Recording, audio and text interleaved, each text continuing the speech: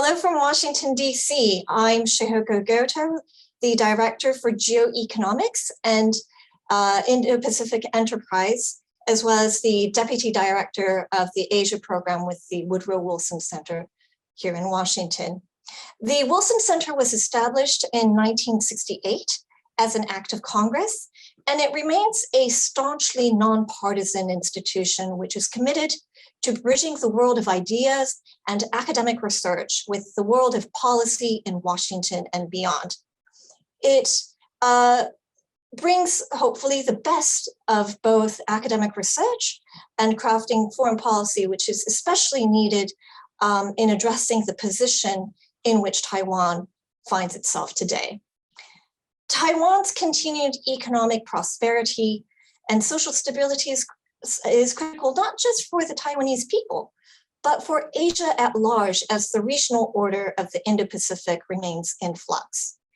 As actions by the PRC quash the democracy of Hong Kong and threaten the very survival of ethnic minorities within its borders, how Beijing perceives Taiwan has become of great significance, not just in the Indo-Pacific, but across the world. What's more, Russia's invasion of Ukraine and the alignment of Moscow and Beijing in pushing back against the established order and norms has only increased concerns about what actions the PRC might take against Taiwan too in the future. So there's certainly no shortage of global attention on Taiwan in recent years. But today, we will be highlighting another dimension of the PRC-ROC tensions, namely the diplomatic rivalry between Beijing and Taipei, and especially the sharp decline in the number of countries that Taiwan has official diplomatic relations with. Now standing at 14, the competition to preserve those ties continues to intensify.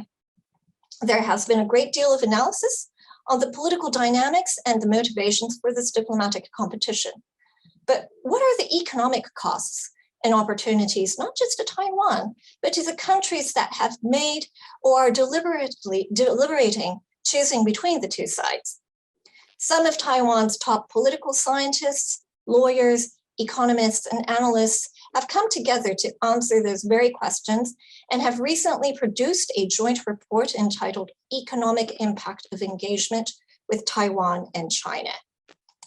I am delighted to be able to introduce several contributors to the report today, and especially happy to note that the principal investigator of the compilation is a former Wilson Center Taiwan scholar, Jianhui Wu, who currently is an associate research professor with the Institute of European and American Studies at Academia Sinica.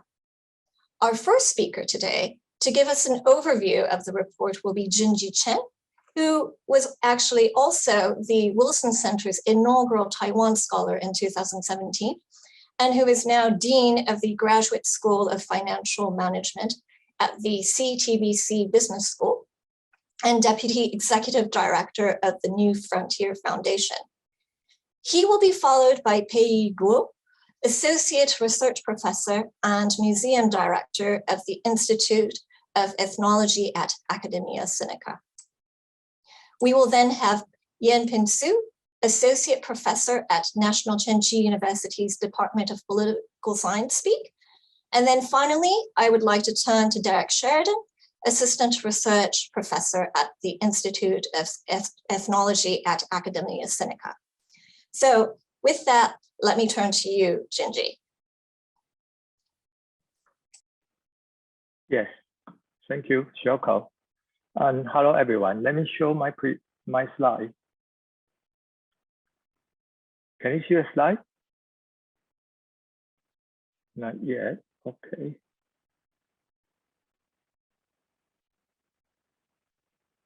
Oh, here. Okay. My presentation is based on the project we just finished recently. The project is a comparative study for the economic impact of engagement with Taiwan and China. The comparative study, the comparative study and the full report will be launched soon. And our team member, including the speakers today, including me, including Yanping Su and Pei Guo, Derek Sheridan.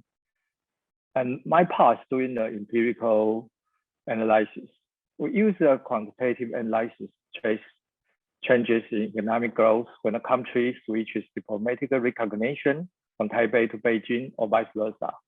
We also check the impact on growth of other Chinese initiatives. These include the introduction of the Belt and Road initiative to Latin American and Caribbean in 2013, and the first forum of China-Africa Cooperation Summit held in 2006. The establishment of the China-Pacific Islands Economic Cooperation Forum in 2006, and the launch of the 16+1 format in Central and Eastern Europe, the CEE, in 2012. We examined whether these landmarks had a significant impact on economic growth and whether the effect was positive or negative. The focus of this analysis laid down the foundation for further analysis in subsequent case study for these 4 areas.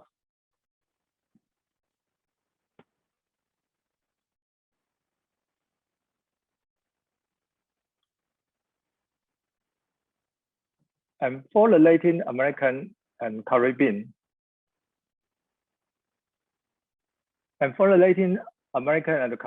also cast doubt on Beijing's assertions that the Belt and Road initiative brings great economic benefit to its partners.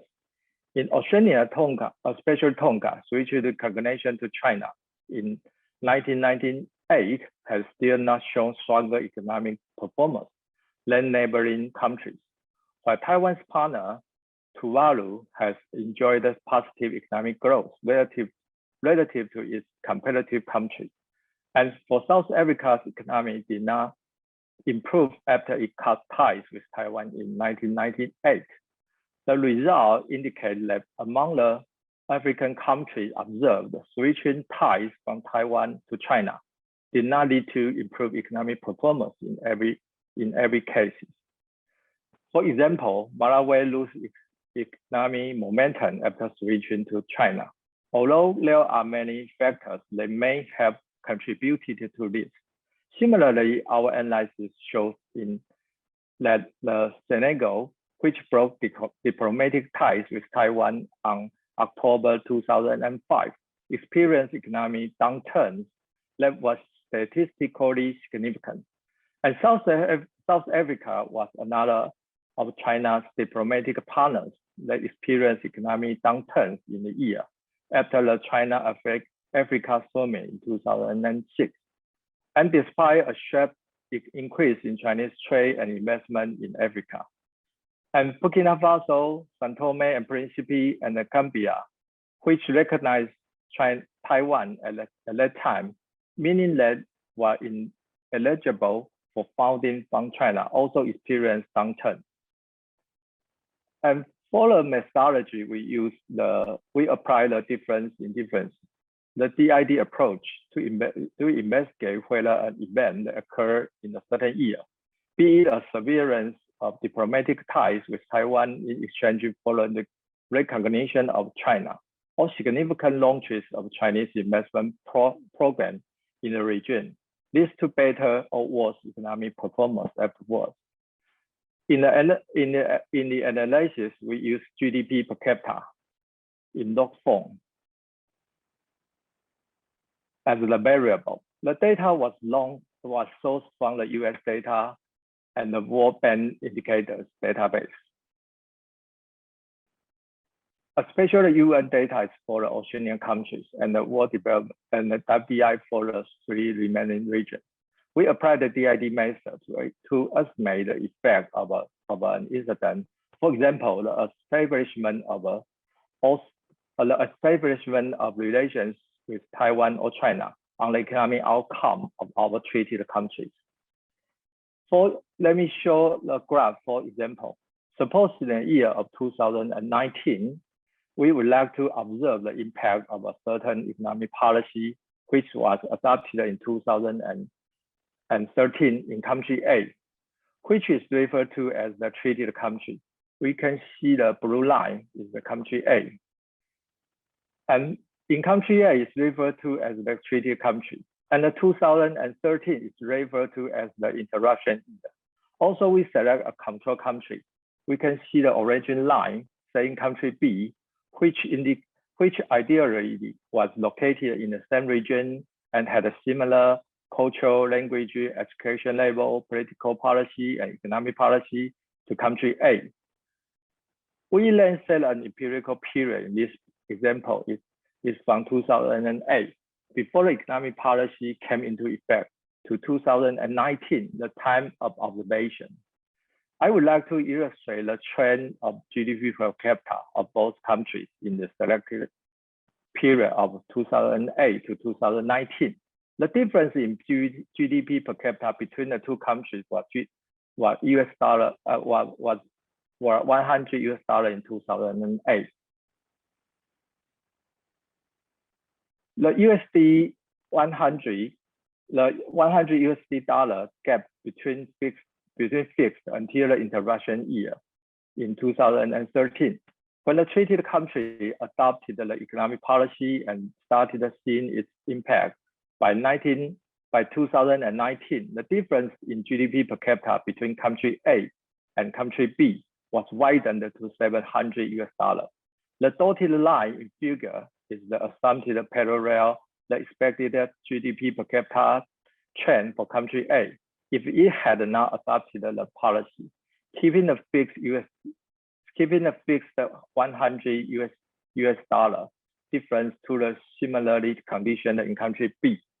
A difference in differences calculation is subtracting the differences between the two countries before and after the implementation of such policy, from $100 to $700. Therefore, the DID result is $600, which is the impact of the implementation of the economic cooperation policy in country A. This indicating the economic performance was better than that of the country after the interruption year in 2013. The control countries are chosen based on that they do not cut the diplomatic relation with Taiwan, or they are Taiwan allies. In addition, the region GDP per capita, income level, population, and culture are taken into consideration. We apply the DID, the difference in difference model, to analyze 4 regions. They are Latin American and Caribbean, Africa, and Central and Eastern Europe, the CEE countries. We focus on the break-in countries with Taiwan to discuss the results. Those are the 4 regions. The first region is Africa, a total of 9 African countries, including Burkina Faso, Central African Republic, Chad, Eswatini, Malawi, Sao Tome and Principe, Senegal, South Africa, and Gambia. Those countries were selected to undergo DID analysis, and the control countries were assigned to treated countries based on similar of GDP per capita and other relevant factors. The interruption year 2006 was applied as that was the year of the third FOCAC was held, while additional break-in years were also employed for countries that had broken off ties with Taiwan, like 1998 for South Africa, 2008 for Malawi, and 2016 for Sao Tome and Principe. For South Africa, on the other hand, broke ties with Taiwan in 1998. Also, 1990 was the year that saw the release of Nelson Mandela, who was swiftly followed by the end of apartheid in 1991 and subsequent revocation of American sanctions on South Africa. The period of 1990 to 2019 was adopted. In the 9 observed countries, Burkina Faso, Sao Tome and Principe, Senegal, South Africa, and Gambia present economic downturns that are statistically significant after the third FOCAC took place in 2006. On the other hand, Chad, Malawi, are observed to have experienced economic growth after 2006. They are significant. They are statistically significant. The remaining Central African Republic and Eswatini did not produce results that are statistically significant. In this treated pool, two countries yield statistically significant results, while also having switched diplomatic allegiance between Taiwan and China, Malawi and South Africa, warranting additional DID trend analysis and further discussion. And the result indicates that among the African countries observed, switching ties from Taiwan to China did not lead to improved economic performance in every case. For example, Malawi loses its economic momentum after switching to China, although there are many factors that may have contributed to this. Similarly, our analysis shows that Senegal, which broke diplomatic ties with Taiwan on October 2005, experienced economic downturn that was statistically significant. And South Africa was another of China's diplomatic partners that experienced economic downturn in the year after the China-Africa Summit in 2006. Despite a sharp increase in Chinese trade and investment in Africa, Burkina Faso, São Tomé and Príncipe, and Gambia, which was recognized Taiwan at that time, meaning they were ineligible for funding from China, also experienced downturn. These are the countries in Africa.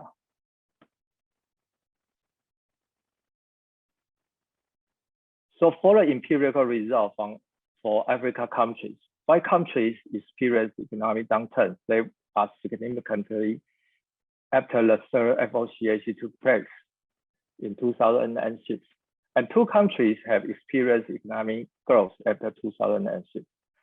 Also, 2 countries did not produce the statistically significant results. They are Central Africa, Republic, and Eswatini. Let me show the graph. The blue graph is the South Africa, which is our target country, and the Botswana is the control country for comparison. After the year in those lines, they show different economic growth paths. This is the case for African countries. And let me show you the empirical study for Central and Eastern Europe. A total of 33 countries in the LAC were tested with the default empirical period set from 2000 through 2019. In 2000, Taiwan welcomed its first transition of power after Chen Shui-bian of the DPP was elected president, ending over half a decade of the Chinese National Party, the KMT, rule and making the dawn of years of Chinese diplomatic onslaught to come. For countries, those diplomatic switch to China are still fresh, such as Burma or El Salvador. No sufficient time has passed after the switch for an assessment on economic development to be conducted. Therefore, Panama and El Salvador are treated as Taiwanese partners still. An alternative N years for the empirical period, such as the aforementioned 2017 and 2018 are adapted. The interruption year are either that of the year of their diplomatic switch or 2013. In 2013, when the BRI, the Belt and Road Initiative, was extended to the LAC countries, control countries were chosen on the basis of 2 criteria. Similarity in the level of economic development indicates the GDP per capita, and consistency in its Taiwan or China recognition policy.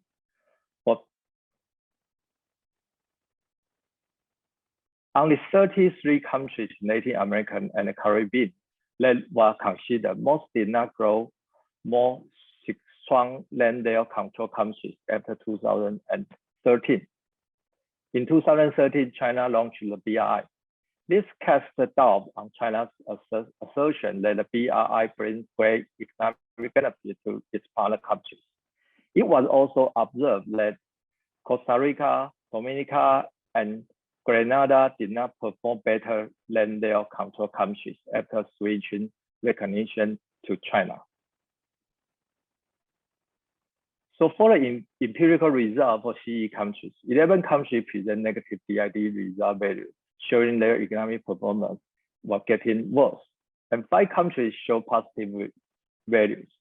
And most significantly, Croatia and the Czech, at least maybe, and for more significantly, Croatia and Czech Republic, Hungary, Montenegro, and Slovenia all present statistically. I think this is maybe for, I think this is for CE country. Let me show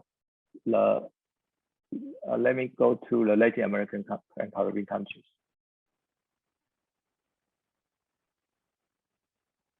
Yes, here.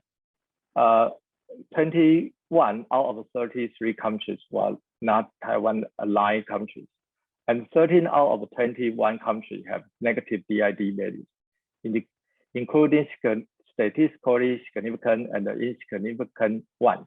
The result demonstrates that these countries did not see stronger economic growth after 2013. In 2013, the year when China launched the BRI. And let me show you the graph for Dominica and its control country, Dominican Republic. We can see that Dominica, after the break year, the economic performance getting worse than its control country, the Dominican Republic.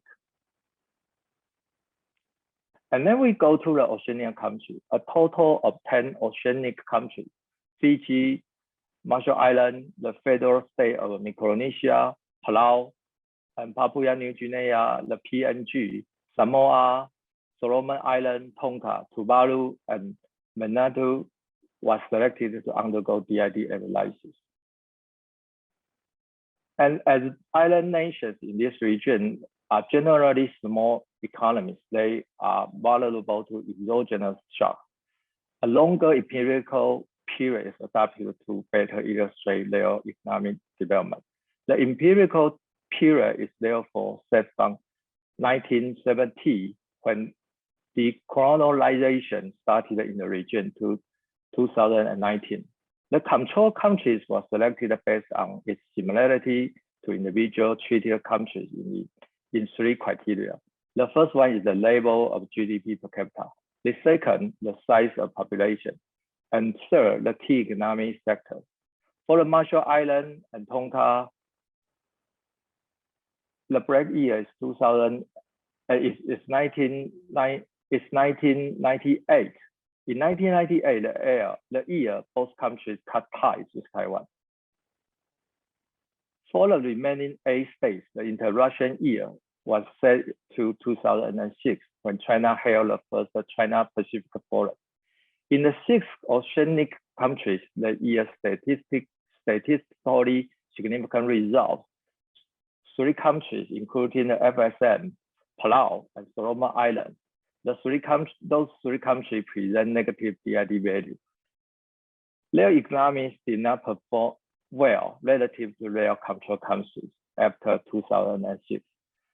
In Tonga's case, Tonga also presents negative and statistically significant DID value, meaning that it did not perform well economically compared to its control country after cutting ties with Taiwan in 1998. And for Samoa and Tuvalu, on the other hand, present positive and statistically significant DID result value, illustrating a better economic performance compared to their control countries after 2006. Those are the 10 oceanic countries' empirical results. This is the graph for Tonga and Tuvalu. And for conclude, we conclude that we examine whether those key diplomatic policies introduces is positive or negative, significant or insignificant effects on the economic growth of third countries. The result of this empirical study further laid down the foundation in further analysis. And based on the result found with DID method, the subsequent research used and explained them in conjunction with qualitative methods with their social science and anthropology domain knowledge. And let me stop here, and maybe we can go on for the case study of Latin American, Oceanic, and Africa countries. Thank you. Junji, thank you very much for that really superb overview of some of the empirical findings that you have found about the gains or lack of gains to be made from switching allegiance from Taiwan to China. Let me now turn to Pei. Hi, I'm Pei. Could my partner Okay, here is my slide. Hi, I'm Pei. I'm a cultural anthropologist and Oceania specialist.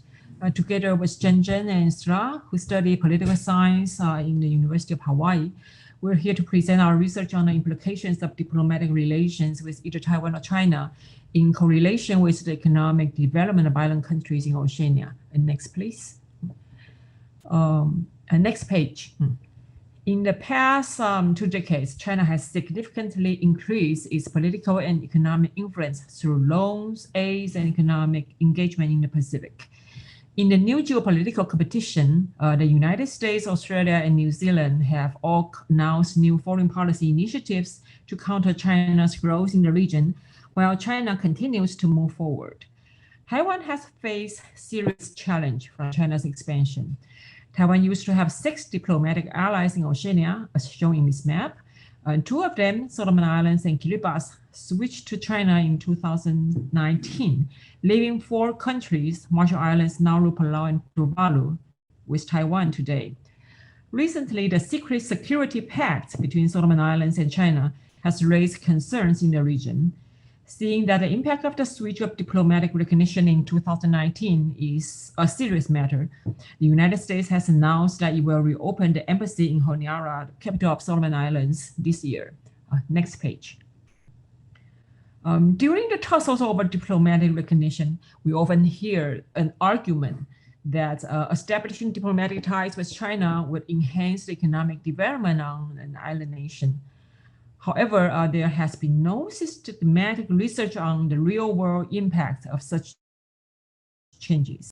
Looking into the region's economic trade data in the past 2 decades, our research compares their economic performances, especially in the context of the diplomatic relations with Taiwan or China in the past 2 decades. So we use 2 types of analysis. One is the DID analysis, which has been introduced by Gigi. And the next one is the examination of the key economic activities. So after presenting our findings, we will briefly give a quick critical review on the popular discourse that China as an alternative or China as a partner in the region. And in the end, we will highlight a few policy implications. Next page. First, just to give some background information, the economic involvement of Taiwan and China in the region follows very different paths.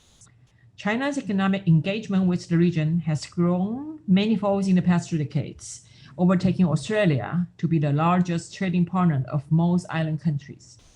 In comparison, Taiwan's overall trade in Oceania, although smaller than that of China, South Korea, Australia, and Japan, actually amounted to $1.2 billion in 2017. It's about at the similar level with the United States. However, Taiwan's trade concentrates mainly on fisheries and the liquid natural gas from Papua New Guinea, and Taiwan's investment with the region concentrated in fisheries and some tourism in Palau. Comparatively, China has mass volume in exports and imports, pursue Belt and Road Initiative, and involve state-owned or state-related companies in the mining industry and infrastructure. China held the first China-Pacific Island Countries Economic Development and Cooperation Forum in 2006, and had a second and third one in 2013 and 19. So many leaders in Oceania have welcomed China's deeper participation in the region. However, China's many infrastructure projects and concessional loans have also been accused of causing huge debt burdens and financial risk. Next. Secondly, countries in Oceania are not homogeneous. They vary very much in size, natural resources, and regions. So we look into 12 countries from 3 sub-regions to cover the variations. The red ones are the ones that we use the DID analysis mainly for this research. Next page. And countries also vary in economic development. Many factors are involved, and many of them are domestic and not necessarily related to Taiwan or China relations. And for example, Nauru, you see the light blue ones, it's up and downs dramatically. It's mostly due to the phosphate mines, the reopen of the face mine or the closure of that. So Nauru switched to China in 2002, but its economy didn't improve, and it switched back to Taiwan in 2005. However, its major growth in economy could not be attributed only to its recognition of Taiwan. Actually, it has something to do with the reopening of the mines. So when making comparisons, it's very important to keep all these contexts in mind and also see the variations instead of lumping them all together. Okay, next page. So we first use DID analysis to look into the region. We pair countries for comparison based on their similarities in 3 criteria: levels of GDP per capita, size of population, and the key economic sectors. The method works better for countries that are economically stable through a longer period of time, such as Tuvalu, Marshall Islands, Federal States of Micronesia, Tonga, Samoa, and partly Kiribati. Countries that suffer from traumatic events and GDP ruptures, like Nauru, present too much noise in the data and are excluded in our DID analysis. Therefore, DID analysis does not work well with Melanesian countries. It's hard to find a similar one to pair for comparison. And also, for example, Fiji and Solomon Islands both have ruptures, such as coups or ethnic tensions. As for the break year, when applicable, we use the year of diplomatic switch as the break year in order to compare whether the switch works for the benefit of the country. For long-term allies, we use 2006 as the break year. That is the generally agreed year when China significantly increased its economic presence and aid engagement in the Pacific region. Next, so here are some results. I'll go through them quickly. For example, we compare Tuvalu and FSM, 2 long-term diplomatic partners with Taiwan and China. Both of them are Micronesian countries that rely heavily on fisheries and fishing license fees. We use 2006 as the break year. In DID analysis, it shows that Tuvalu performed better than FSM, although Tuvalu's growth somehow slowed down after 2007. Next, we can also compare Marshall Islands and FSM. Marshall Islands switched recognition to Taiwan in 98. However, it is very important that it's with the compact of free association with the US. So while FSM is the long-term allies of China, if we see, actually we don't really see a significant difference using DID analysis, using 98 or 2006 as the break year. Next page. We compare Samoa and Tuvalu and Marshall Islands. Okay, Samoa is a long-term and strong partner of China in the region, while Beijing funding is has a lot of investment in say infrastructure. The country also has large migrant communities, especially in New Zealand, and a good level of remittances. Its population is much larger than Tuvalu and Marshall Islands. However, their GDP per capita all fall between like 4,000 to 5,000 US dollars. If we look at the GDP per capita of Samoa, it grew rapidly after 2000 and became higher than the other 2 Micronesian countries in 2004 to 2006. It is likely that aids from China in the period contributed to the development. However, after the peak in 2006, Samoa's economy has slowed down and has stagnated for 10 years, while China continues to pour a lot of resources into the country. The effect on the economy has been weak in recent years. For example, the new Samoan Prime Minister canceled a wharf project proposed by China last year because of concerns about its economic viability. And the next page. And Tonga switched to China in 1998. So we compare Tonga with Tuvalu, and it appears that Tuvalu performs better, actually 32.7 better in DID analysis using the break year, 98 as the break year, which means Tonga's level of economic development after switch does not perform better than Tuvalu, which remains Taiwan's ally. However, if we look at the left side of the graph, that's the DID trend. So after a few years of decline after 98, Tonga's economic growth, the trend, is now approaching that of Tuvalu. So it's not doing bad. However, Tonga has high level of debt, while Tuvalu has maintained healthier national finances. Next page. So does switch help? Okay, this is the big question that many people are asking. If we look at Solomon Islands and Kiribati, they both switched in 2019. However, due to the huge disturbance of COVID-19 since 2020, it's hard to make analysis now. And for Nauru, as I said, it switched to China in 2002, and after a closure of its mines and economy has problems, so it switched to China. However, it did not help, and so they switched back to Taiwan in 3 years, in 2005. So it's hard to sort of do a DID analysis with Nauru. Marshall Islands switched to Taiwan in 98. Its economy is more tied to the US. And the performance of it's kind of an average in comparison with similar countries. And Tonga switched to China in 98 too. And it does help their economy to some extent, though it's not as good as Tuvalu did. But Tuvalu is small and receiving high aids and per capita, so the comparison of the two might somehow, we have to keep that in mind. That I have some reservations of that. So we can only say, next page, that I'm being more conservative here, that given that there are many factors that can influence the change in economic performance, we cannot strongly conclude that maintaining diplomatic relations with Taiwan or China makes a decisive impact. However, the 4 pairs of comparison in our studies have clearly shown that in the case of small island economies, siding with Taiwan is an economically reasonable choice. We're confident in that. Okay, it might help the economy to some extent, or at least it does not put it in a disadvantaged position with neighbors that remain with China. On the other hand, China's aid and loans might boost the economy for the period, such as in the example of Samoa and maybe in Tonga, but the gains might not last for long, or it might not help as much as expected. However, Tonga and Samoa are now heavily in debt to China, which is not the case for Taiwan's partners. Next. I'm sorry, I'm going a bit slow, so I'll speed up.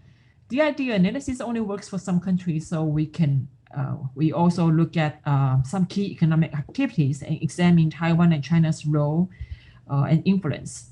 And Taiwan has been an important player in the Oceanian fisheries sectors since the 70s, and while China is the new and growing player. Taiwan's strong presence in fishery actually helped some of the countries to develop sustainable management of marine resources and boosted its diplomatic outreach. However, it is a different story in the field of natural resource extraction of logging and mining. Forestry resources, including timber exports and agroforestry, contribute significantly to GDPs in the Melanesian countries, and China is the monopoly export market. Chinese engagement with the mining industry in Melanesia has been growing as well. In tourism, before COVID-19, tourism accounted for a large share of GDP in some Pacific countries and territories. In recent years, Chinese tourist investment and tourism development projects have brought new challenges to the Pacific. For example, in Vanuatu, Chinese companies have investment in tourist enterprises and even ventured into real estate, including the allocation of a famous waterfall. Chinese investment in casinos and resorts in the Northern Mariana Islands has brought in many Chinese tourists, as well as controversies, including concerns over money laundering and the close proximity of some developments to land lease to the US Department of Defense. And Chinese proposal of a huge resort and special economic zone have also resulted in local debates and controversies in federal states of Micronesia and also in Marshall Islands. Next page. So I'd like to just quickly highlight the Chinese investment in the mining industry in Melanesia. In the Solomon Islands and Fiji as well, especially, we have seen a deeper involvement by companies, private or state-owned, from China and by ethnic Chinese loggers. Together, they now dominate the newly developed mineral industries in these countries. The timing of the investment actually coincided with the island's closer relations with China. Next, our research point out that larger countries whose revenue relies heavily on resource extractions depend on China as their export destination, and thus made them economically vulnerable to Chinese political pressure. And the recent debates about the security pacts of Solomon Islands with China actually can be sort of understood in this context. I don't have time for the details, so I'll just skip to the next page. However, facing China's sanctions, Palau presents a good example in dealing with economic pressures from China. Actually, Chinese tourists increased dramatically for some years. However, after the pressures from China to Palau to sort of making distance with Taiwan, and Palau refused, China pulled out their tourists. And so you can see the dramatic increase and decrease in the graph of the tourist numbers. However, Palau adapted to the Chinese embargo by focusing on higher spending visitors rather than mass tourism, which has taken a toll on their environment.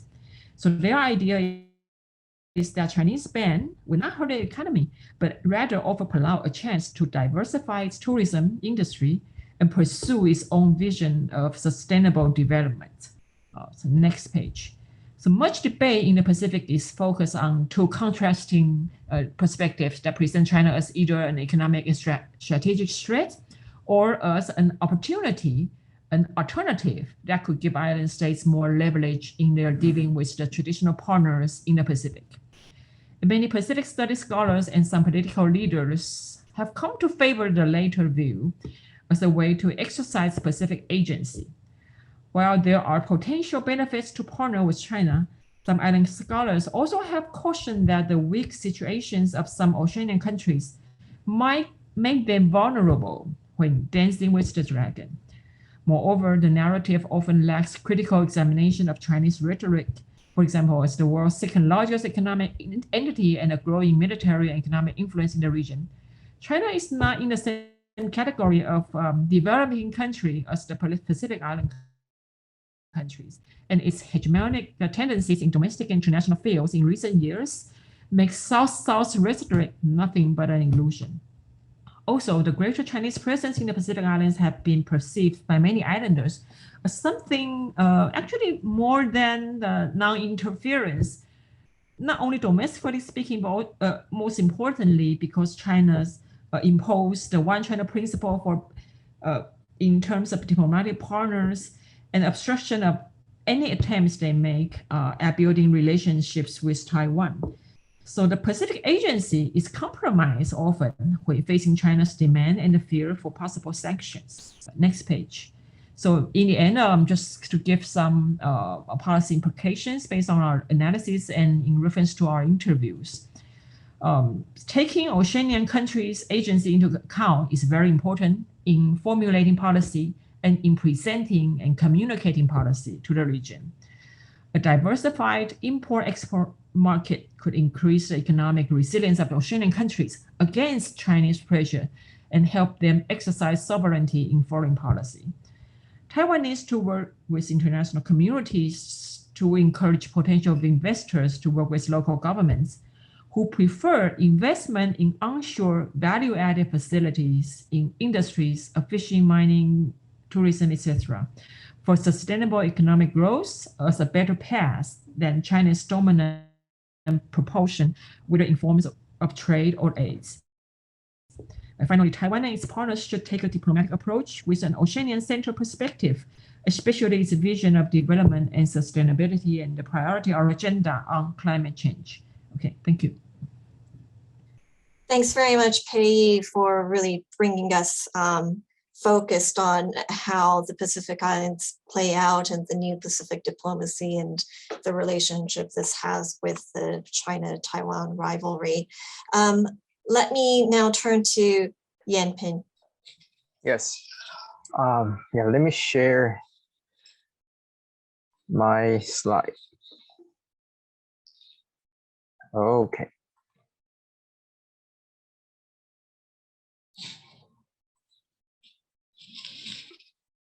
Okay, hello everyone. Today I'm going to present my chapter on the cases of Latin America and the Caribbean countries. Well, so the bigger picture of this study is that Taiwan lost 3 Latin American and the Caribbean diplomatic allies during Trabian's administration. And Taiwan lost 4 more allies in the same region during the Taiwan administration. So as of April 2022, Taiwan maintained official diplomatic relations with 14 countries, with 8 of them in the LAC region, including Belize, Guatemala, Haiti, Honduras, Paraguay, St. Kitts and Nevis, St. Lucia, and St. Vincent and Grenadines.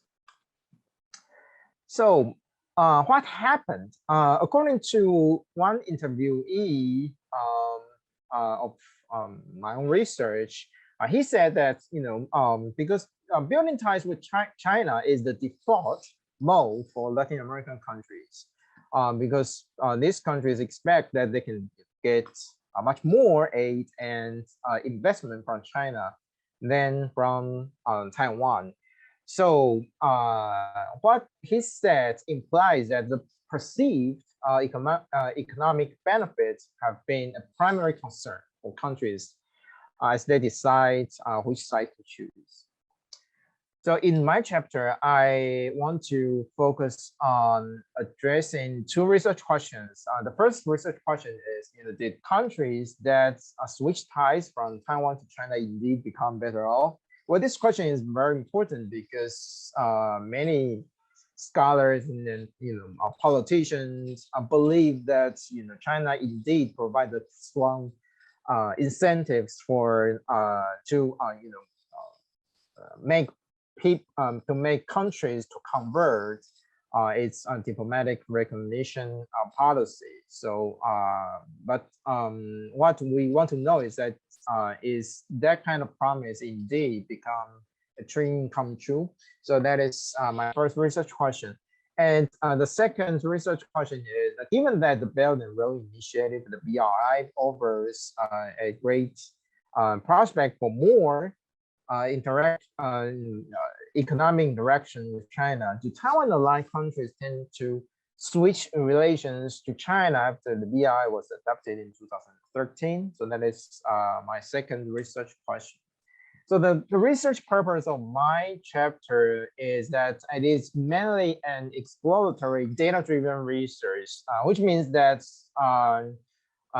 it also has a lot of limitations. For example, it is not very comprehensive theoretically, but at the same time, the bigger focus of this research is that I want to examine whether the mainstream argument really holds or not. So the mainstream argument here is that, as I said, many politicians and even scholars believe that switching diplomatic ties from Taiwan to China will definitely bring much more economic benefits for the switchers. So that is something that I want to examine in my chapter. So let me talk about the summary of the findings first. So in my chapter, I found that changing relations from Taipei to Beijing does not necessarily lead to faster economic growth for diplomatic switchers. Actually, Jinji has already presented the results. My presentation will have some overlapping parts with Jinji's presentation, but I will discuss much more about the rationale about the research and the research design. And the second finding is I found that China's BRI as a driver to motivate Taiwan-aligned countries to convert their recognition policy might not be as strong as expected. So that is, so these are the two main findings of my chapter.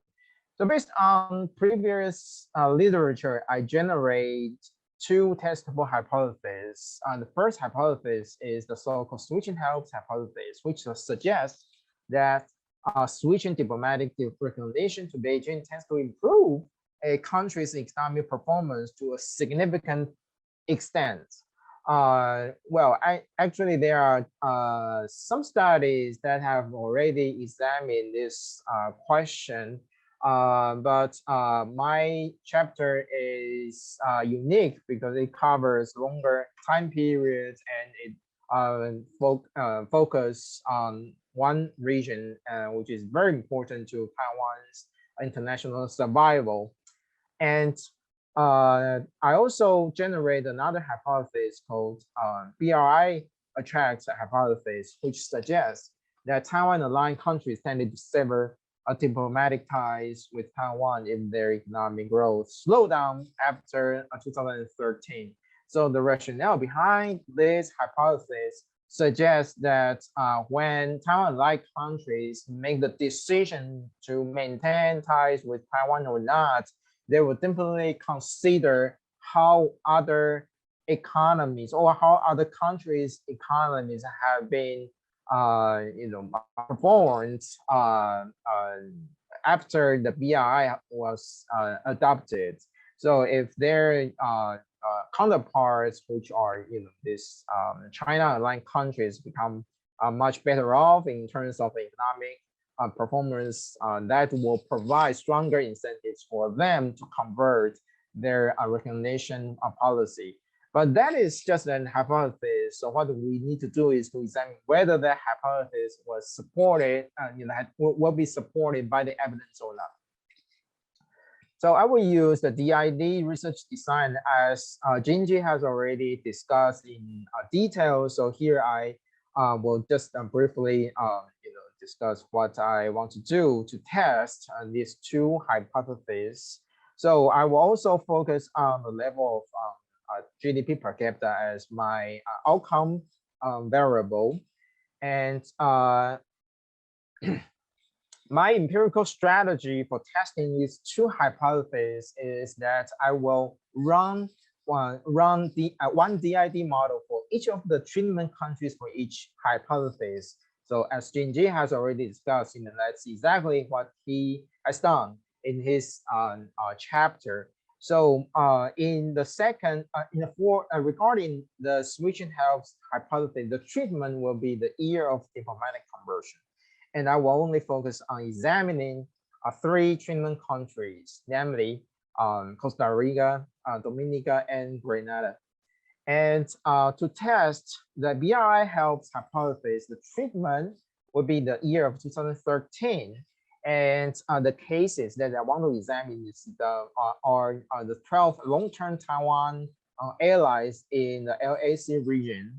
So, but here I'll consider Dominican Republic, El Salvador, Nicaragua, and Panama as long-term Taiwan-aligned countries for the purpose of this analysis, although they have already severed ties with Taiwan recently. So regarding the empirical results for the first hypothesis, I found that the evidence does not support the hypothesis. Specifically, I found that the economic growth in Costa Rica, Dominica, and Grenada was slower after switching ties to China. So Jinji has already discussed that. And in my chapter, I provide a short case study on Costa Rica. So I find that after switching ties with, from Taiwan to China, Costa Rica's trade deficit with China has been largely increased. And so China has been the largest countries that has a trade deficit with Costa Rica.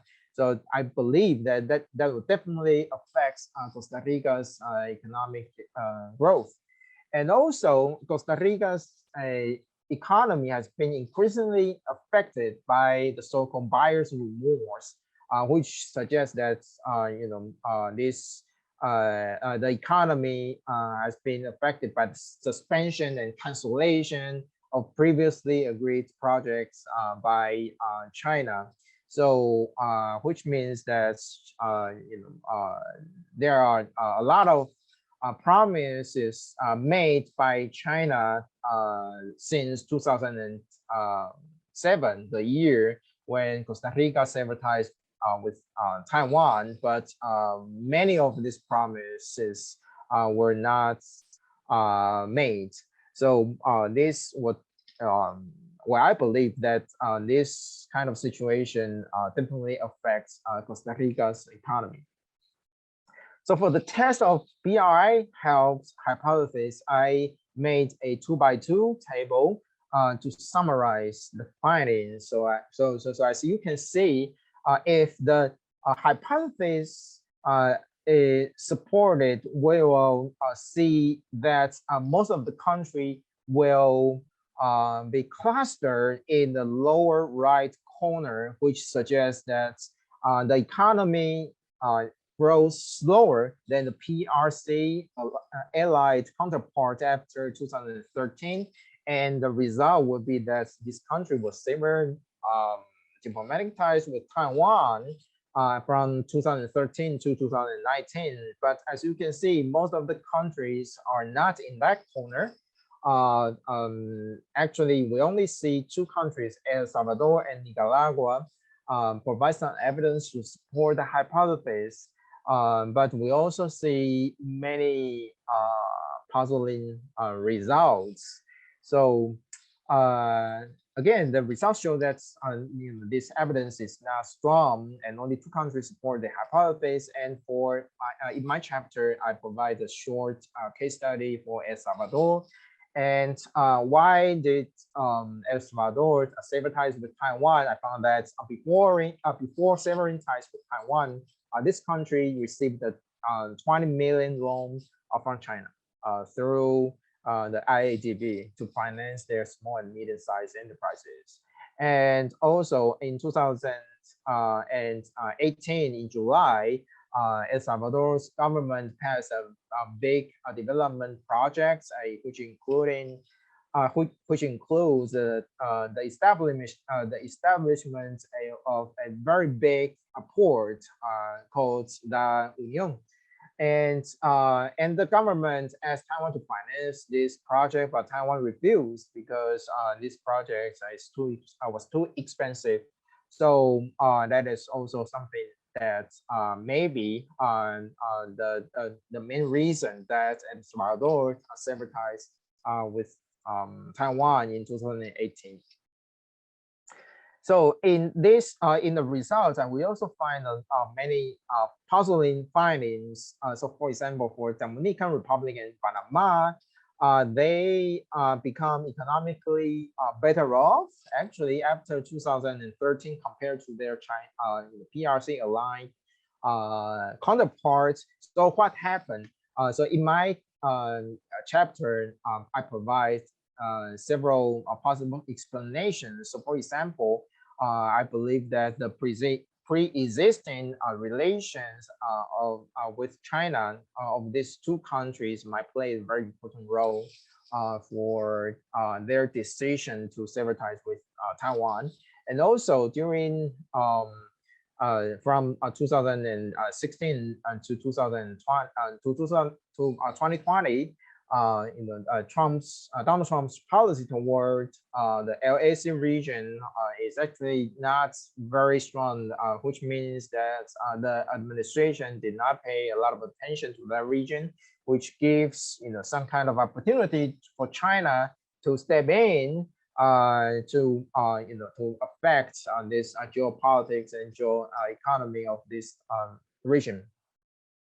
And perhaps the most puzzling results for this test is that many countries, including Belize, Haiti, Honduras, St. Kitts, and Nevis, their economy was actually slower. Their economic growth was actually slower compared to their China-aligned counterparts after 2013. But these countries decided to stay with Taiwan.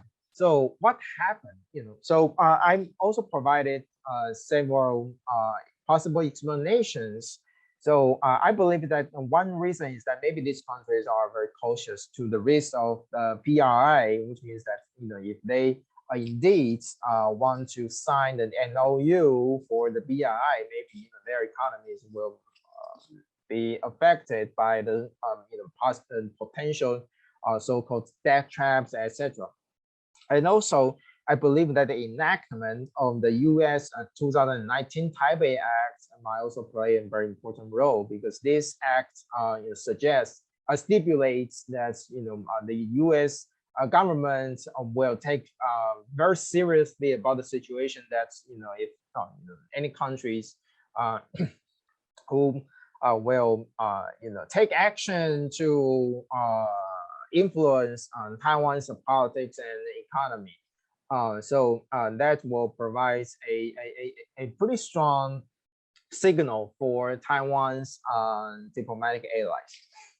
And also the third possible explanation would be the so-called status-seeking incentives. Some studies, as well as one interviewee of my research, argued that having ties with Taiwan is small states have a feeling of being accepted and respected. So the conclusion, my chapter, based on my quantitative and qualitative evidence, I found that the mainstream argument about diplomatic switching in the LAC might be questionable. And I found that the changing relations from Taipei to Beijing does not necessarily lead to faster economic growth. And I also find that Taiwan-like countries, even those with slower economic growth after 2013, are not necessarily motivated to sever ties with Taiwan. Well, there are also some caveats in my empirical findings. So, for example, I have to emphasize that my findings are largely constrained by the data that we can get, because it's only focused on a very short period of time, like 5 to 10 years. So it's not clear what will happen in the long run. Maybe, I don't know, maybe from this year or from next year, something will happen. I don't know, might undermine or go against my findings and hypotheses. I don't know. So and also the outcome variable here is the economic growth.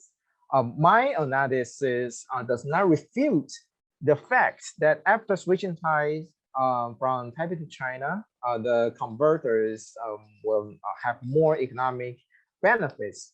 Actually, they have had more investment and aid, but my analysis just focused on economic growth. So as Pei has also mentioned, this variable is shaped by various factors, but in my analysis, I do not control for a lot of potential confounders that will affect this outcome. So what are the policy implications for my chapter? Well, I suggest that Taiwanese government should strengthen economic links with the diplomatic partners, by encouraging the involvement of the state-owned companies such as TIAC and Mitagli. And we should also, make these two important state-owned companies to work with the U.S. agencies, such as the U.S. International Development Finance Corporation and the DFC. I believe that doing so will, will help Taiwan to maintain their diplomatic allies. Okay, so this is my presentation. Thank you very much. Yanping, thank you so much. You provided a lot of material for us to work with, and I'm also very grateful for your honesty in saying that your data finds that economic growth does not necessarily come with this switching to China, but there are also limitations in what your data can also assess. So with that, thank you. And Derek, you've been incredibly patient. It's now your turn. Thank you. Can everyone see my slides? No. All right. Oh, yes. Oh, you cannot. Okay. Yes, All right. Okay. So my portion looks at Africa. Starting in the 1960s, both Taiwan and China have used diplomatic relations with African countries to improve their global diplomatic standing. For example, Mao Zedong famously said that it was quote unquote African brothers that brought China into the United Nations in 1971. During the 1990s, however, Taiwan improved its diplomatic standing by offering some of the poorest states generous development aid in exchange for diplomatic recognition. But since the late 1990s, however, China has reversed those gains from the one-time peak of 10 diplomatic allies in 1997 to 2022, where Eswatini remains Taiwan's last diplomatic partner in Africa. And the 2006 Forum on China-Africa Cooperation, or FOCAC, was followed by a visibly sharp increase in trade and investment with Africa, and economic relations have only deepened since. Attendance at FOCAC and eligibility for financing and aid are premised, of course, on the fact that the countries recognize China and don't recognize Taiwan. The research questions I looked at are the following. Have African countries which broke ties with Taiwan in order to establish ties with China experienced better economic performance? Does a closer economic relationship with China limit the space for developing informal relations with Taiwan? And 3, in the absence of government-to-government ties, how have business people and civil society actors promoted informal relations between Taiwan and different African societies? I mean, in the interest of time, I can only discuss the first and third questions today. The research focused on 4 case studies, 2 long-term African diplomatic which broke ties with Taiwan, Malawi in 2008 and South Africa in 1998, and 2 top trading partners of Taiwan, which have never been formal diplomatic partners, Nigeria and Angola. The choice of these case studies is not intended to represent the entirety of Taiwan's relations with diverse African countries, but rather their capacity to illustrate particular dynamics at work in these triangular relations. However, due to time, I'm only able to talk about Malawi today. Like Dr. Guo, I'm a sociocultural anthropologist, having previously done fieldwork in Tanzania among Chinese entrepreneurs. Due to the pandemic, however, I was unable to conduct fieldwork in these case study countries. Instead, with the help of Ahmed Tolga, a PhD student in Taiwan, I reviewed the available economic data to complement the DID analysis and a secondary literature review evaluating these countries' evolving relationships with China and Taiwan. I also conducted extended interviews with 16 Taiwanese business people and civil society actors with experience in Africa, not limited to the case studies, and interviews with 3 officials from 3 different African representative offices based in Taipei. The first question that this overall project asks is this: does recognizing China improve economic performance? The DID test conducted by my colleagues, as Junji presented earlier, presents a mixed picture. Overall, in some cases, recognizing China appears to help economic performance, but in other cases, it does not. In many cases, it does not. The question is, why is this the case? Specifically, how does establishing a diplomatic relationship change a country's economic relations with China? While the DID analysis can suggest correlations, I have attempted to use the case study of Malawi to examine how different kinds of economic relations with China changed after recognition in 2008. Shortly after Malawi broke ties with Taiwan in 2008, President Bingu wa Mutharika is alleged to have claimed, quote, that the move would help turn Malawi from poverty to riches. Did Malawi's decision to switch contribute to economic growth? According to the DID analysis, Malawi's economic performance actually slowed in the 6 years after the switch. What happened? In order to begin addressing this issue, economic relations might be broken down into trade, foreign direct investment, aid, and finance. The literature on the effects of China's trade on African economies has largely examined indirect effects to the global market. So for example, on the one hand, China's exports of manufactured goods have been found to be correlated with a decline in African manufacturing. On the other hand, China's demand for raw materials has contributed to rising commodity prices in the past, improving the economic performance of raw material exporters. Establishing ties to China may boost exports from the African country to China, but with the exception of oil exporters like Angola, these are usually much less than imports from China. This is what happened in Malawi after 2008. Malawi's exports to China, the yellow line, doubled, leading Bazo and Zenze to argue that boosting exports may be a motivation for switching ties. However, the volume of imports from China, the blue line, increased much more than that over the past 14 years. Furthermore, China's share of Malawi's exports peaked at 5.8% in 2015, meaning that the contribution to Malawi's GDP, as in World Bank statistics, never really surpassed 1%. Now, while development economists have been ambivalent about the trade patterns between China and Africa, there has generally been more optimism around foreign direct investment. For countries seeking to diversify their economies, Chinese FDI has been concentrated in construction and manufacturing. Furthermore, China doesn't just export commodities to Africa, but also capital goods like machinery. The key question, however, is will this lead in the long term to what's so-called structural transformation from agricultural to industrial economies? In the case of Malawi, at least, Chinese FDI did increase after 2008 and was concentrated in manufacturing. However, based on World Bank statistics, the overall contribution of industry to Malawi's GDP has generally hovered at 15% since 2001, without a real difference after 2008. The debate about Chinese financing is particularly contentious, as some of the other presentations has mentioned. On the one hand, critics argue that Chinese loans have contributed to debt unsustainability in several countries.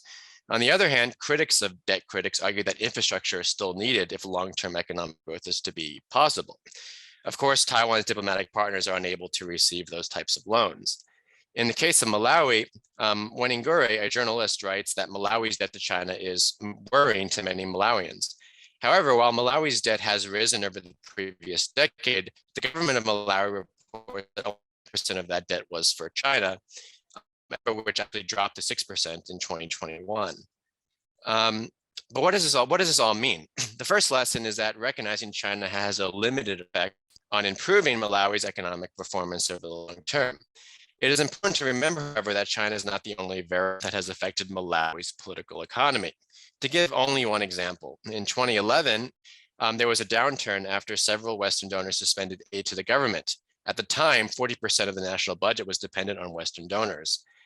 The suspension of aid led to a crisis, partially due to the lack of foreign exchange, which in turn led to anti-government demonstrations. Now, what is interesting is during those demonstrations, Chinese traders, importers, whose numbers increased after 2008, were actually attacked by some of the demonstrators. And that led eventually to the passage of a law that limited where foreign traders could operate in Malawi. Now, tensions between Chinese and African traders over the right to do business in African markets is, of course, not unique to Malawi. The larger question, however, concerns how economic performance is measured and experienced, and the exact nature of the expectations that different actors have about the impact of relations with China. So for example, when establishing diplomatic relations with China in 2008, the president emphasized that this would help Malawi escape poverty. This perhaps explains why at least one Malawian reporter would sardonically write 10 years later that Malawi was, quote, still poor. This may be a consequence of the inflated expectations that are sometimes projected onto China by politicians, diplomats, and journalists.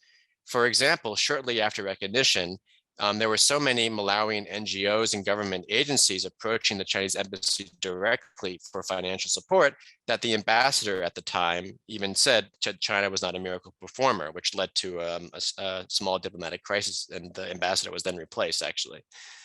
The government of Malawi, however, defended the decision on the 10th anniversary to recognize China by pointing to specific projects that China had built. And one of the attractions of China is often that aid, financing, and investment often delivers visible evidence of development to new roads, schools, industrial parks. While the premise of the DID question appears to ask, does recognizing China help versus the alternative?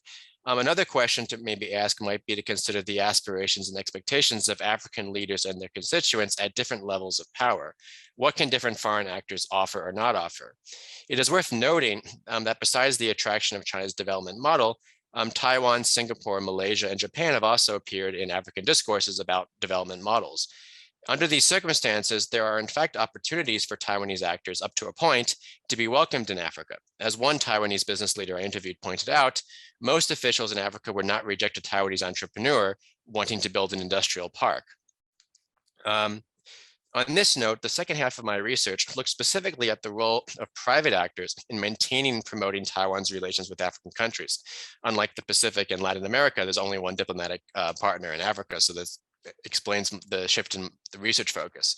Following the lead of the business and civil society actors I interviewed, I argued that the emphasis on diplomatic relations may undervalue the contribution of these people-to-people relations in maintaining Taiwan's presence in Africa. However, I also examined the tensions between how officials versus business and civil society actors approach these relationships. First, what is wrong with diplomatic relations? Well, as in the case of China, Taiwan's high-level relationships with African countries historically has been primarily been close relationships with the rulers and political elites. This makes Taiwan's diplomatic relations vulnerable to the whims of individual leaders or to political changes. It also ties Taiwan's domestic support in those countries to the legitimacy of ruling governments. So when there has been changes in governments, the risk of these switches have often been very high. And we should maybe look at Eswatini in relationship to this.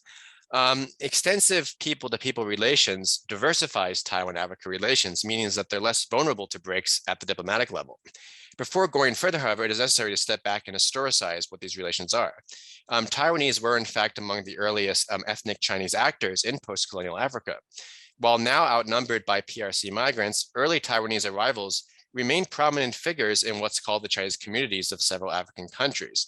In 2020, according to Taiwan's Overseas Community Affairs Council, there were 10,000 Taiwanese operating 400 businesses across 28 African countries.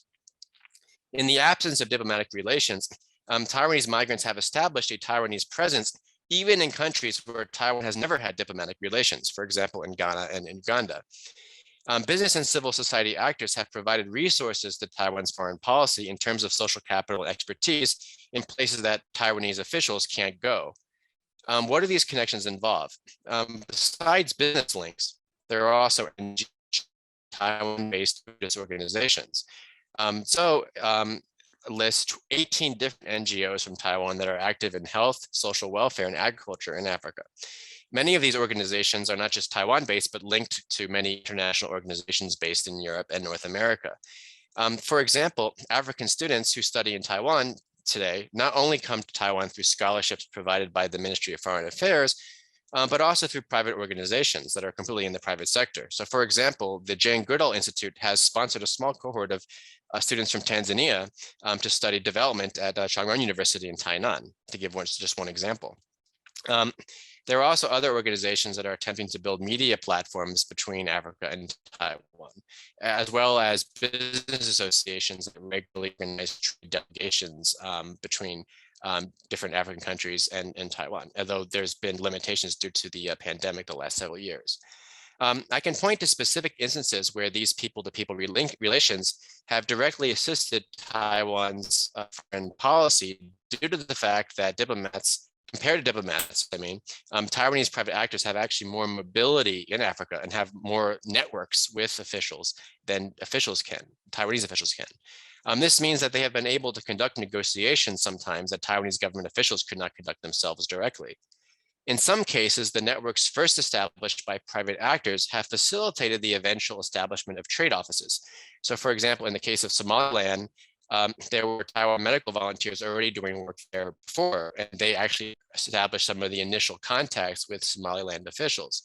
And also for a brief time, there was a Mozambique trade office in Taipei that was run by a Taiwanese individual who grew up in Mozambique before the office was eventually closed down due to Chinese pressure on the Mozambique side. Furthermore, it has been business and civil society actors who have maintained Taiwan's presence in former diplomatic partners who broke ties. So for example, when the Taiwan government cut funding from its aid programs in Malawi after 2008, Pingdong Christian Hospital and its owner, in consultation with Mzuzu Central Hospital and a Norwegian NGO, took over the funding and operation of the Rainbow AIDS Clinic, which was originally built with Taiwan government funding. Nonetheless, business people and civil society actors approach these relationships differently than officials do. So for example, my interviewees often argue that Taiwan's government has placed too much emphasis on diplomatic ties, conditioning economic and social engagement on that basis.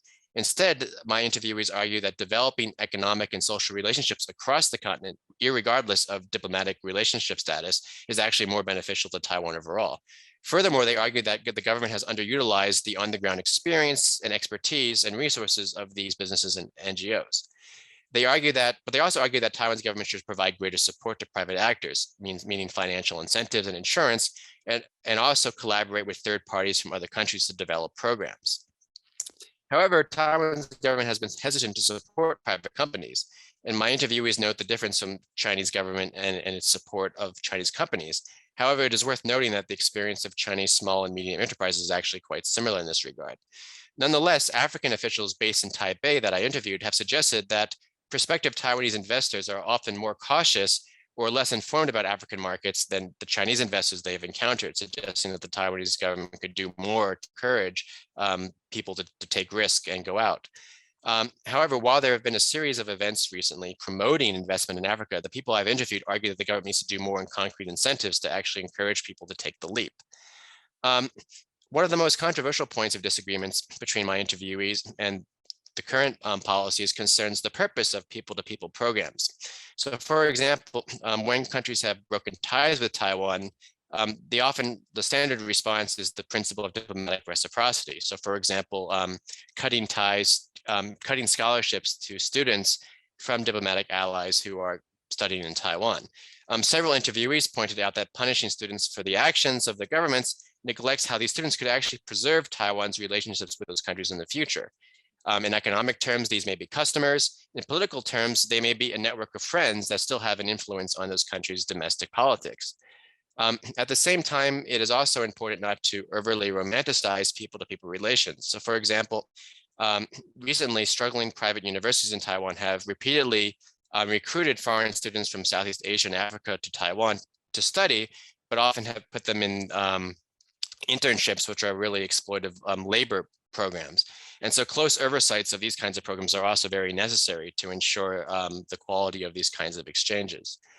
Finally, while it is unlikely that Taiwan might create a lobby for reestablishing formal ties in African countries, creating a constituency of people creating a constituency of people friendly to Taiwan may help Taiwan in other ways. This is important because most people in Africa, as in other parts of the world, often don't understand the nuances of the China-Taiwan conflict. So for example, when African governments have released statements supporting China's position on Taiwan or on other issues, this partly reflects anti-Western infinities, but more often it involves the low stakes that are involved. Maintaining channels of communication at least ensures there's some level of opportunity for people in African countries to hear Taiwan's story from ordinary Taiwanese themselves. As one Taiwanese engaged in NGO projects in Africa explained to me, his only condition, and he was speaking not literally conditions, but sort of generally, his only condition for assistance is that he said, quote, if Taiwan ever gets attacked by China, he hopes that his friends that he's helping will at least say something publicly on Taiwan's behalf. Another Taiwanese entrepreneur put it in more categorically imperative ethical terms, saying that Taiwan and Taiwan's government should seek to have as many global relationships as possible because these relationships were a good in themselves, not just to mention the help they can have to Taiwan in the future regarding various contingencies vis-a-vis its relationships with China. So that brings me to the end. Thank you very much. Great. Thank you so much, Derek. And thank you all for this incredibly rich discussion. And I know we've only covered a sliver of the 8-chapter report. But what I can safely say is that this really incredibly insightful work has overturned the basic assumption that switching alliances from Taipei to Beijing could lead to clear economic gain is clearly not the case. And there you have persuasive data to argue otherwise. So my question is really about the prospect of action based on these findings and switching back as a result. Penyon mentioned that there is some buyer's remorse in Costa Rica, but is there such regret elsewhere in the regions that you cover? Pei noted, for instance, Nauru switched to, in 2002 to China, but then returned back to Taiwan 3 years later. Are there similar possibilities of a return to Taiwan? Or because of China's hegemonic status over the past decade, really over the last 10 years, is that really now impossible? Or is it a possibility? And should Taipei court a reconversion? Who would like to go first? Yes. Yeah. Let me try to answer this question. Well, actually, I personally am also very interested in this kind of question. So I asked this question to two of my friends who work in MOFA, in the Ministry of Foreign Affairs, and both of them right now work in MOFA, and they stay for the overseas assignment, maybe in 1 or 2 years. So according to my this kind of informal interview, they say that actually they in the past few years there were some cases they try to work on reconverting on this kind of diplomatic recognitions. For example, these might not be secret anymore, because even some of the government official mentioned that in 2019 there was a possibility that the government of Bukele, Nayib Bukele in El Salvador, try to re-establish ties with Taiwan. So that is a part, and that was a possibility. And actually, this kind of reports can be could be seen on news media, and they actually our Ministry of Foreign Affairs worked pretty hard to do that. But China is, of course, try their best to stop this from happening. So according to what I have heard, maybe just several days before that, this kind of diplomatic reconversion happened. China makes very big promise for giving loans to the government of El Salvador, and which make them hesitated and decided to stay with China. So that is one episode. And the other episode is that actually in some of the countries, our diplomats have been working on addressing some of the requests from the embassies of the previous Taiwan Alliance countries. That according to them, they don't want to mention specifically the name of the countries, but for some of the countries they actually wanted to establish establish a kind of commercial office with Taiwan, which we maintain in Brazil, in Argentina, and in Colombia. So they actually wanted to do that. Like they asked whether Taiwan is willing to establish such an office to maintain a kind of unofficial and commercial relations with them, but our we say no. And I was actually pretty confused. I think why not? Because it could be a pretty good opportunity for us to rebuild diplomatic ties with them. But the thing is that from their point of view, they believe that if we open up that kind of opportunity, there will be a kind of a chance that the domino effect will happen. Specifically, think about that. If some countries, sever ties with Taiwan, and then maybe 1 year or 2 years later, and Taiwan established a commercial office, everyone wants to do that because they can receive benefits from both China and Taiwan at the same time. So why not? So if that happens, they believe that the domino effects will occur pretty fast. That Taiwan's the number of Taiwan aligned countries will decrease to 0 pretty fast if that happens. So that is actually their concern. But they refuse to say that which country is that. But they said that in the past few years they have been dealt with that kind of request. But the thing is that they just decline their request. So that is my answer. Thank you. Great, thank you. Anyone else want to chime in on this, or no? Okay. So during the pandemic is still ongoing, but Taiwan has been really remarkable in its ability to contain the pandemic and also to use mask diplomacy to reach out to countries. The slogan "Taiwan can help" was everywhere. One of the challenges now, though, which really requires Taiwan's needs in some of these 14 countries that remain, that continue to have diplomatic relations with Taiwan, is diversification, and especially going up the value chain. Is there an effective way to make sure that these remaining countries do not turn to China? And what is that kind of aid effectiveness at a time when Taiwan, no country can match Beijing dollar for dollar, renminbi to renminbi?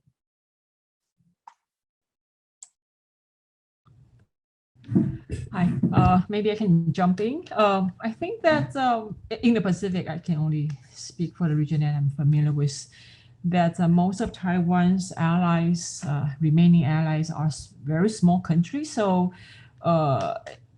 it's actually easier to sort of target the recipient countries' needs. And however, I think that the overall Taiwanese government need to rethink and restructure some of the aids programs and try to link aid with the local economic development, and also to increase the economic, especially the increase the overall employment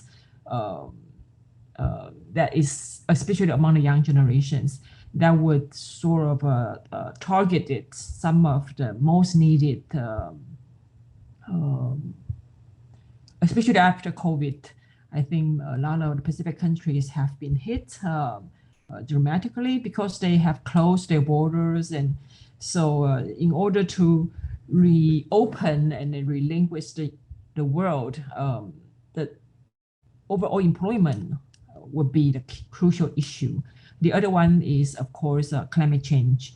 Taiwan needs to sort of work more closely with, in terms of agriculture or fishery or educational or health aids, and try to link them with, as a way to face the challenge of climate change in the very near future. And I think that the closer connection of those issues would be very crucial. And sorry, I had problem for the last question, but I think that there are hopes for Taiwan to regain or the reconversion of Kiribati and Solomon Islands, because Taiwan's aids and Taiwan's image in both countries are pretty positive.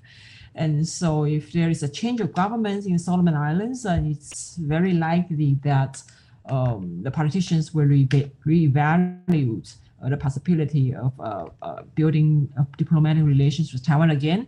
However, if that would happen, Taiwan also need to restructure its aid policies in the Solomon Islands, especially Taiwan used to spend a lot of money in the controversial regional fundings for the MPs, and that has some bad image and negative results. And so I think in order to regain diplomatic connections, I think it's important that Taiwanese government need to rethink about the future policy of aid in the Solomon Islands.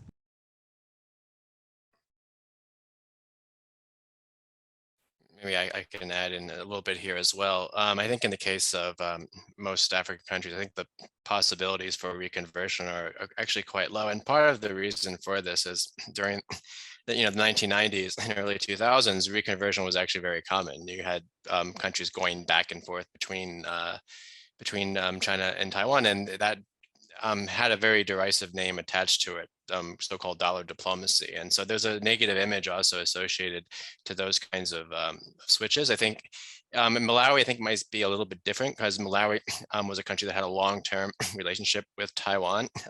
Having not done fieldwork in Malawi myself, I can't really say with a lot of confidence sort of the views of everyday Malawians about Taiwan, but a lot of what I've read shows that there is still a positive feeling towards Taiwan and to the people that continue to maintain relations on the informal level. In terms of developing informal connections, there's a much more room for Taiwan to develop that. As one African official that I interviewed explained, sort of Africa's priorities, development priorities are actually very transparent and clear: industrialization, handling employment, and anywhere way that actors, whether they're from Taiwan or elsewhere, can contribute to those kinds of development goals will be welcomed. The question, of course, is welcomed up to what level? And I think that's where the question gets kind of tricky, because whereas businesses are tolerated, at what point do these businesses then become considered political by Chinese embassies in these countries? And so it's often a kind of a question of the boundaries that that investors set for themselves, as well as the kinds of boundaries that China itself sort of sets given changing circumstances. But I think the opportunities for developing relations are actually much higher than are sometimes assumed. So for example, Tanzania, which is a very traditional diplomatic ally of China, in fact, one of China's most famous diplomatic allies in Africa, nonetheless, Tanzanian students are coming to Taiwan through international NGOs. So there's all these other kinds of linkages and ways of building kind of connections. And even if it does not lead to a reconversion at the diplomatic level, you are creating a network of people, some of those people who may have influence at a policy level, who have a sympathy towards Taiwan, or at least have a more nuanced view of the conflict and won't simply sort of follow whatever the Chinese policy is. So I think it's sort of a question of looking not just at diplomatic ties, but also ties with throughout society, with multiple levels, and because that becomes more durable. Even if after there's a conversion in ties, doesn't mean there's an absence of relations, as is the case of Taiwan's relations with Europe and with the United States. Thank you. All right. If we don't have any further comments, then I'd like to conclude with that note of somewhat cautious optimism. This conversation, it's been a very wide-ranging and very rich discussion, but I'm afraid our time has come. So I want to thank you all for participating. Yanping Su, Pei Guo, Junji Chen, Derek Sheridan, and of course, Qianhui Wu, who brought us all together. The publication, I believe, is now available online. We will be linking it to our website as well. So thank you again for joining us today. And we very much look forward to seeing you on another Wilson Center seminar. Thanks again.